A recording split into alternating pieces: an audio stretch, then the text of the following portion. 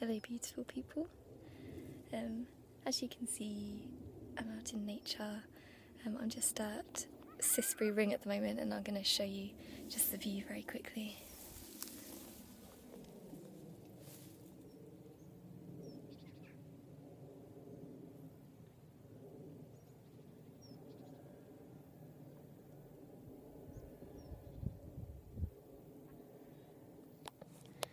Pretty amazing. So as you can see, it's very sunny, so sunny that I actually can't really see the camera, so I'm just like, oh. So I'm going to keep my sunglasses on. And what I want to talk about today is power and empowerment, and how you can rise that within you and let go of all of your fears. And I think it's a really important subject at the moment. The words that kept coming to me were something along the lines of you've now entered God and Goddess training. That in our awakening and our alignment, there's been a lot of letting go of things, and integration, and this merging of the divine masculine and divine feminine essence within you. And now there's become this plateau, this solid foundation that is now saying, okay, you're starting to get there, but now it's time to push it, and now it's time to come into your power and to find out what you're really capable of and who you really are, and what you came here to do, what your destiny is and how you're going to achieve it, which is quite exciting. I think from my perspective, I've always really lost focus with things that, even though on paper I'd say that I'm quite successful, that I've got 2 degrees and stuff like that, but then when it comes to things that I'm interested in, quite often I'd go down that road a little bit, and then I'd get frustrated with myself, or I'd get bored of it, that I couldn't suddenly become like a world-class belly dancer overnight, or I couldn't become a music sensation just at the drop of a hat, and all of the work along the way I'd just be like, oh, I can't be asked to do that. Whereas now that you start to let go of your fear, you can start to think, okay, what do I want to give the world? How do I want to inspire people? And it's quite an exciting time, really. And I think it's a time as well to really support each other, and to be each other's grounding, and to lead each other on, and to be like, you can do it. I believe in you. And you don't always have to say that to someone, but throughout your life, just being that force who just you just know that you see the potential in someone. You give that love to someone, and you give that support to someone without needing to necessarily always say it to them. But sometimes the words that you say to people can change someone's entire life, and put someone down a different road than they were planning to go down. So if you feel drawn to say words from your heart as well, then it's a good idea to say them sometimes. So back to the nature of power, and I think for me this has been a really huge journey in my life, that I was very shy and withdrawn, and I didn't want to rock the boat, and I was afraid of my own power. And when I was younger, I got very lost in this kind of darkness of my power, that my power was very destructive. Like I was very into like rock music, and I'd be like doing shots, head banging, and being one of the lads, and but it became a very destructive force because I wasn't in control of myself, really. And then I went the complete opposite way, and then became very spiritual and ethereal, and afraid of rocking the boat, and very peaceful. And then I got very sick because, again, I was closing off that power within me. I was like the hose of your power.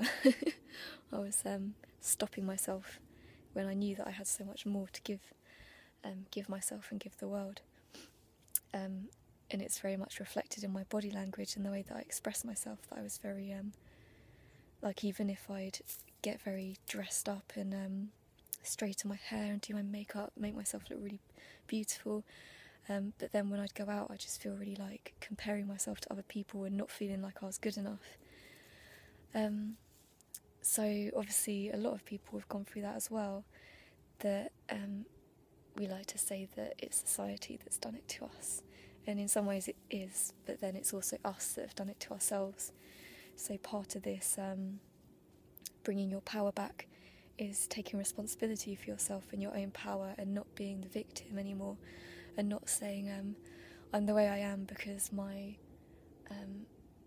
my parents made me this way, I was bullied by people at school and this and that and stuff, and it can be very traumatic, all of those experiences. But what I found really interesting is some people that in my life that have really inspired me have had terrible upbringings, really abusive experiences with their families, and yet instead of becoming lost in it and becoming the next generation of abusers, they utilised that power within them, and they became very very inspiring and able to use it for a positive force. So whatever your circumstances, you can alchemise them into becoming the person that you want to be. So let me just think if there's anything else I wanted to say. So with the nature of power, I think it's this this belief in yourself, this grounded self-love that is believing who you are and loving who you are, rather than loving who you are if you're more this kind of person. It's seeing all aspects of yourself. So like with me, I never wanted to dress a certain way or listen to a certain music just because my friends did, so they'd be all dressed a certain way, listening to a certain kind of music, whereas I was like, I don't want to settle. I love all kinds of music, and I love all kinds of clothes, and I love all these different colours, and today I want to play this role. I want to be all like inner child and like ecstatic and joyful, and then tomorrow I want to be like the feminine warrior that's like a completely different archetype. And society has kind of told us that we're not allowed to do that, that we have to choose who we want to be, choose your role, and then you have to stick in that role for the rest of your life. Whereas actually you can be many different types of being within one. And the more that I explore this, and the more different visions I have and different aspects of myself, the more that I realise that we are infinite, and that I know that I feel like I've done everything, that I've lived all these roles, and what is behind all of them? What is your power behind these different aspects of yourself, these different facets that you're trying to be?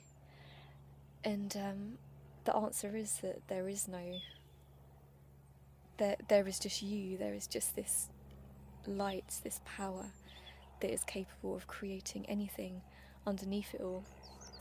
And once you come into that recognition that you are infinite and beautiful in all that you are, it is reflected in the way that you are in the world, in the way that you walk, in the way that you talk, the way that you support people. So it's quite an amazing realisation to have, and I'm very blessed that I've got to that point, because I've definitely gone through some very hard roads to get there. So with your inner power, I think it is time that we stop being afraid of ourselves. And some things that I've really been that have been really, really interesting visions I've been having, which have been like a collective understanding of the divine feminine and the divine masculine, and different fears and different archetypes and different stories throughout history, that we embody all of them. We're not separate from all of those different aspects of ourselves.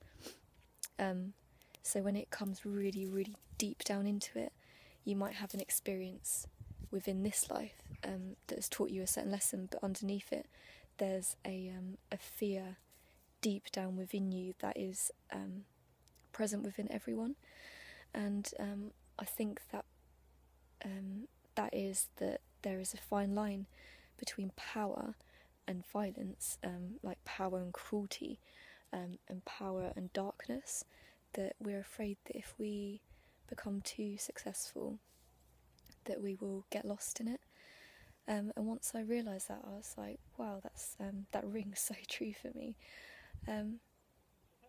That once I had that realisation, I was like, oh, now that I know that that's what I'm afraid of, I don't need to be afraid of it anymore, because I know where that fine line is. I can play with that fine line and see where it takes me. So having these realisations are really kind of change the direction of your life, I think.